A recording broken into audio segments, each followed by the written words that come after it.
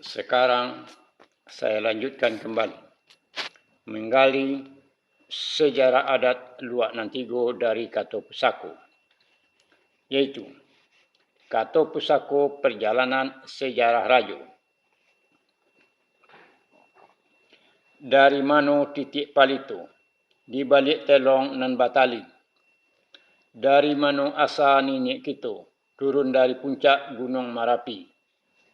Maksudnya, peristiwa ini terjadi pada waktu Rajo Sri Maharajo Dirajo bersama dengan rombongannya sesudah mereka mendarat di Pulau Paco dari lautan luas.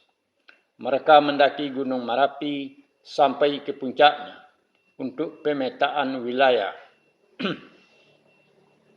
Kata-kata ini yang terdiri dari 4 baris kata dan kait berkait satu dengan yang lain. Baris pertama berkait dengan baris kedua. Baris ketiga berkait dengan baris keempat. Mari kita uraikan baris pertama dan baris kedua. Dari mano titik palito? Maksudnya, diibaratkan sebuah titik sinar cahaya dari lampu alat penerangan untuk menerangi kegelapan. Pada masa itu, para penduduk asli yang berada di Pulau Paco masih gelap terhadap pengetahuan dan peradaban budaya. Tentang pengetahuan pertanian, mereka belum mengenal bersawah dan berparak yang menetap. Kalau berparak, mereka berpindah-pindah. Hidup mereka dari berburu binatang-binatang liar. Belum mengenal dan belum bisa memanfaatkan tenaga dari alam dengan baik. Tentang peradaban budaya, mereka para penduduk asli masih menyembah batang-batang kayu besar dan batang-batang batu-batu besar. Mereka percaya bahwa roh-roh para leluhur atau nenek moyang mereka yang meninggal dunia bersemayam atau tinggal di tempat-tempat itu, yaitu batang-batang kayu besar dan batu-batu besar. Mereka hidup berkelompok-kelompok. Kehidupan mereka belum teratur. Kemudian datanglah titik sinar cahaya itu untuk menerangi kegelapan itu yang akan merubah atau memperbaiki kehidupan para penduduk asli itu dengan pengetahuan. Pengetahuan pertanian mengenai tata cara bertani yang lebih baik dan menetap. Mana ruko untuk pemukiman. Mana ruko sawah yang akan ditanami dengan padi. Mana ruko parak untuk dijadikan peladangan. Membuat bandar-bandar untuk pengairan. Membuat jalan-jalan untuk dilalui. Dan lain-lain. Pengetahuan memanfaatkan tenaga alam, yaitu membuat kincir-kincir air untuk menumbuk hasil pertanian, seperti menumbuk padi dijadikan beras, menumbuk beras dijadikan tepung, dan lain-lain. Membuat kincir-kincir air untuk pengairan, yaitu menaikkan air dari batang-batang air ke atas yang lebih tinggi. Pengetahuan budaya mengenai tata cara hidup yang lebih baik dalam berkata, bersopan, bersantun, melalui adat dan istiadat beserta peraturannya, dan lain-lain. Di balik telong nan batali, maksudnya, di balik telong nan batali adalah untaian bukit barisan yang sambung menyambung satu dengan yang lain. Seakan-akan tidak terputus satu dengan yang lain, seperti batelong-telong atau bertali-tali. Di balik atau di sebelah bukit barisan itu adalah lautan luas, Samudra Hindia, dilihat dari puncak Gunung Marapi. Rajo Sri Maharajo Dirajo bersama dengan rombongannya datang dari balik telong nan batali, yaitu dari sebelah untaian bukit barisan, yaitu lautan luas Samudra Hindia. membawa titik palito, yaitu titik sinar cahaya untuk menerangi kegelapan. Dari mana asal nenek kita? Turun dari puncak Gunung Merapi, maksudnya. Baris ketiga dan baris keempat dari kata tersirat ini saling berkait. Asal nenek kita sudah diuraikan dan diterangkan terlebih dahulu. Mereka berasal dari negeri Tanah Besar melalui lautan luas Samudra Hindia. Yang dimaksud dengan kata, dari mana asal nenek kita? Turun dari puncak Gunung Merapi. Di sini adalah asal nenek kita, yaitu Raja Sri Maharaja Diraja bersama dengan rombongannya mulai dari pemetaan wilayah yang akan ditaruko atau dirintis, yaitu Manaruko Luak Nan Tuo, Manaruko Luak Nan Tongah, Manaruko Luak Nan Bongsu. Turun dari puncak Gunung Merapi. Bukan mereka berasal atau tinggal di puncak Gunung Merapi, sebab di puncak Gunung Merapi datarannya tidak begitu luas. Puncak Gunung Merapi selalu mengeluarkan asap dan hawa panas dan sekali-kali mengeluarkan lahar dan setiap waktu bisa meletus. Bagaimana mungkin ada orang yang tinggal dan bersemayam beranak turun-temurun di atas puncak gunung yang berapi yang masih aktif? Gunung Merapi adalah gunung berapi yang aktif dari zaman dahulu sampai ke zaman sekarang. Di sini kita diuji mengenai pemahaman dan menangkap makna yang terkandung di dalam kata tersirat ini atau kata pusaka perjalanan sejarah raja ini, yaitu melalui ilmu Araso Jopareso.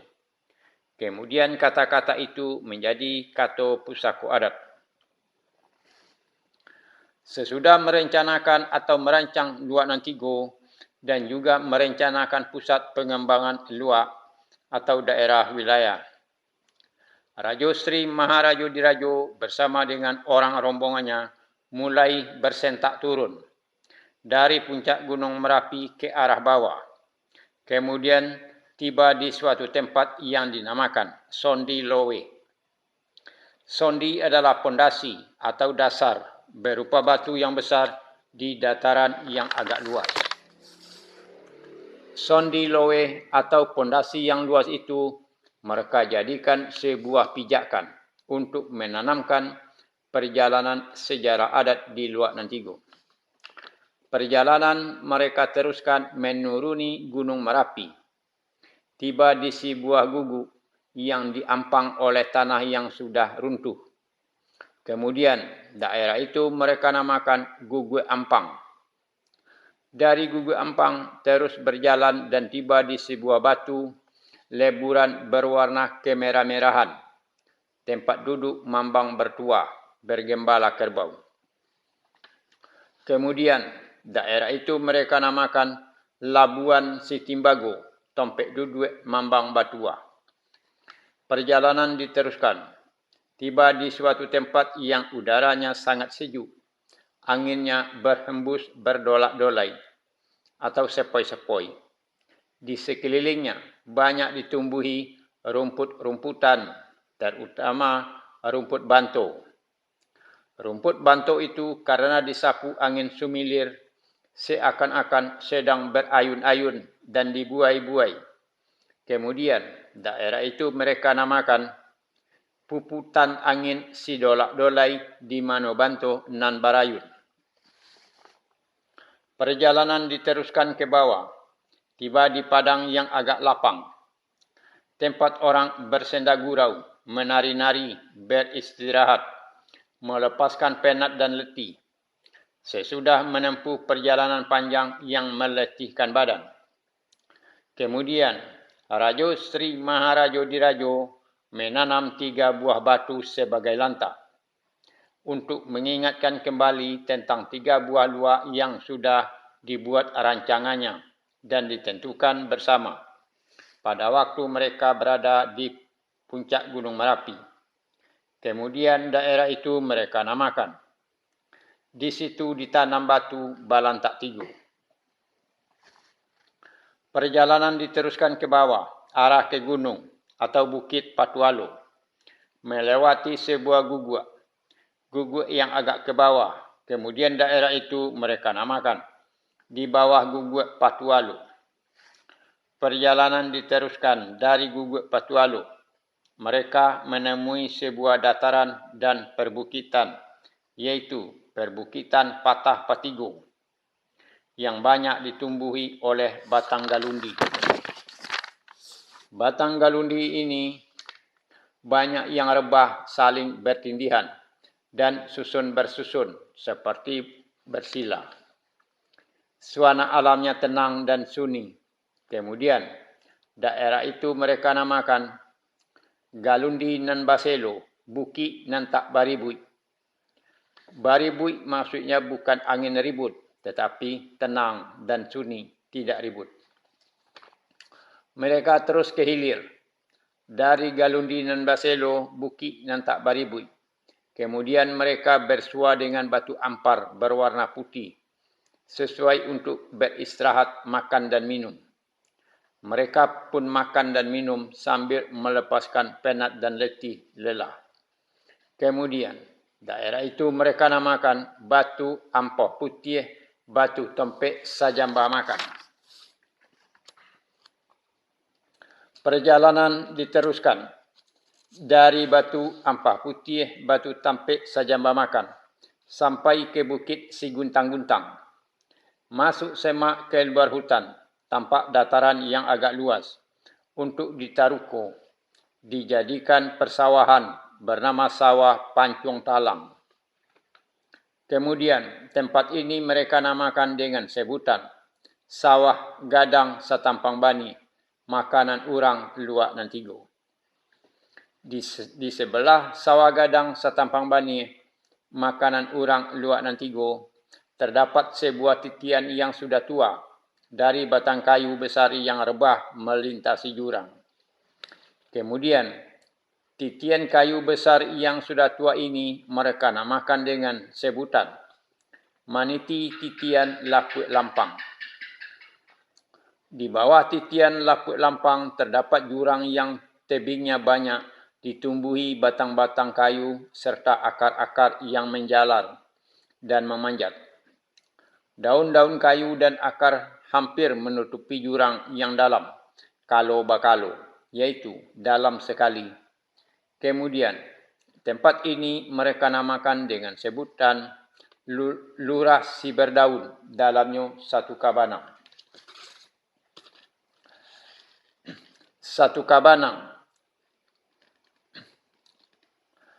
maksudnya adalah benang yang panjang dipunta atau digulung dengan menggunakan kayu. Kalau di zaman sekarang orang menggulung benang dari karton. Di sebelah suo atau kanan dari Lurah Siberdaun, dalamnya satu kabanang, terdapat pula sebuah gua yang dalam dan gelap. Ditutupi daun-daun dan udaranya di situ sangat dingin. Karena lebatnya daun-daun kayu, angin pun hampir tak terasa di tempat itu. Kemudian, tempat ini mereka namakan dengan sebutan Guo Tak Barangin. Di sebelah kidul atau kiri dari Guo Tak Barangin ini, yaitu di dasar gua ini terdapat batang air yang mengalir dengan bunyi yang mendesau. Jernih airnya bagaikan air mata kucing. Di aliran batang air ini terdapat pula sebuah lubuk yang dalam, yang mengandung mata air panas. Airnya yang jernih dan hangat, mengundang pikiran untuk mandi, menghilangkan kosak badan, agar badan kembali segar. Begitu juga dengan Rajo Sri Maharajo Dirajo bersama dengan rombongannya. Mereka mandi di lubuk mata air panas itu. Kemudian, tempat ini mereka namakan dengan Air Angin Rajo. Karena air sangat jernih, pandangan mata tertembus sampai ke dasar. banyak bersemayam sirangka berkuku hitam atau kalajengking. Kemudian sirangka berkuku hitam ini mereka namakan dengan sebutan sirangka nan badangkiang. Di tempat itu terdapat juga banyak berkeliaran hilir mudik ikan puyuh yang sirip-siripnya berwarna keemasan. Kemudian ikan puyuh yang siripnya berwarna keemasan ini mereka namakan dengan puyuh baradayame. Agak jauh ke hilir sedikit, bersemayam pula buaya yang bagian lehernya berwarna putih. Kemudian buaya ini mereka namakan dengan sebutan buayo putih dagu. Raja Sri Maharaja Diraja bersama dengan rombongannya terus melanjutkan perjalanannya. Kemudian bersualah dengan sebuah batang air. Di tepi batang air itu banyak ditumbuhi dengan batang bangkawe atau jambu yang banyak bijinya. Kemudian mereka menamakan batang air itu dengan batang air bangkawe. Mereka terus mengikuti aliran batang air bangkawe itu. Kemudian dalam perjalanan yang mengikuti aliran batang air itu mereka namakan dengan sebutan sailiran batang bangkawe. Karena mereka mendaki Gunung Merapi dari sebelah yang lain dan turun dari sebelah yang lain pula, maka mereka menyebutnya dengan saedaran Gunung Merapi. Kemudian perjalanan mereka dilanjutkan hingga sampai di Pariangan dan kemudian menetap dan membuat Pasumayam Koto Batu, yaitu bentuk pemerintahan berlandaskan moral dan kepercayaan. Ini merupakan kato pusako perjalanan sejarah Rajo generasi pertama, yaitu Raja Sri Maharaja Diraja bersama dengan rombongannya. Kemudian dilanjutkan sampai Raja Sri Maharaja Diraja meninggal dunia. Kemudian perjalanan Raja Sri Maharaja bersama dengan rombongannya ini mulai dari puncak Gunung Merapi sampai di Pariangan. Untuk menceritakannya kembali, mereka persingkat bentuk kata-katanya seperti di bawah ini, yang kemudian dinamakan Kato Pusako Perjalanan Sejarah Rajo. Kato Pusako Perjalanan Sejarah Rajo. Basentak turun ke bawah, dimulai di Sondilowe, tiba di Gugui Ampang, di bawah Labuan Sitimbagu. Di situ duduk Mambang Batua. Di situ puputan angin Sidolak-Dolai. Di Manobanto nan Barayun. Di Lingkung Padang Panarian. Di situ ditanam batu Balantak Tigo. Di bawah Guguk Patualo. Di Galundi nan Baselo. Di Buki nan Tak Baribui. Di Hilie Batu Ampah Putih. Batu Tampek Sajamba Makan. Tibo di Sawah Gadang Setampang Bani. Makan orang luak nan tigo. Maniti titian Lapuit Lampang. Di hilianya lurah si berdaun. Dalamnya satu kabanang. Di suwo guo tak barangin. Di kida aye angin rajo. Di sinan sirangka nan badangkiang. Duo jopuyu baradayame. Sarato buayo putih dagu. Sailiran batang bangkawe, saedaran Gunung Merapi. Kemudian kata-kata ini menjadi kata pusako adat. Itulah perjalanan sejarah Rajo dalam kata pusako. Nanti akan dilanjutkan dengan penduduk asli. Terima kasih.